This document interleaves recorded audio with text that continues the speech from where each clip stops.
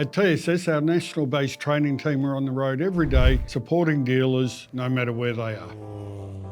When I walk into a dealership each month, and particularly for the first time, some of the things I'm looking for are generally the smaller things.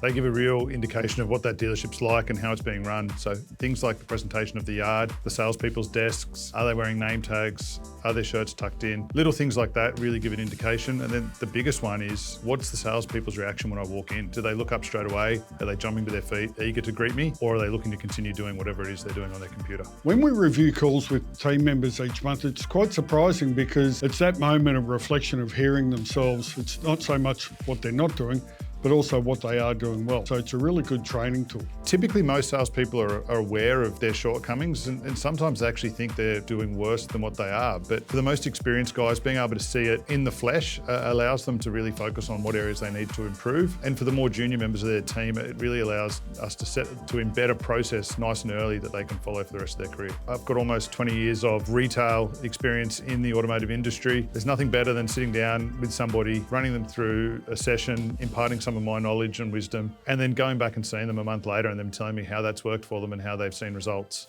Ongoing training in the automotive industry is paramount to overall team performance because it's an ever-changing environment, whether it be OEMs are changing product, whether it be customer behaviours are changing. The industry is evolving, so we need to make sure that our staff are evolving with that industry and are up to meeting the day-to-day challenges that they get presented with. A moment that really shifted a dealership's call handling performance was one that I was a part of recently. It was a real focus on unavailable consultants. So this dealership had almost 40% of their calls going to unavailable consultant status, which meant that the customers were unable to speak with the salesperson. An exercise we did was worked out the lost revenue that these unavailable consultant calls were likely costing the dealership. With a little bit of focus, that dealership group is now down to under 5%, typically sitting at about 4% unavailable consultant ratio. When they first see the insights from the calls, I think it's quite surprising because whenever they take a call, they're in the call, whereas having that ability to review it afterwards, it really highlights the difference between what they're feeling when they're in the call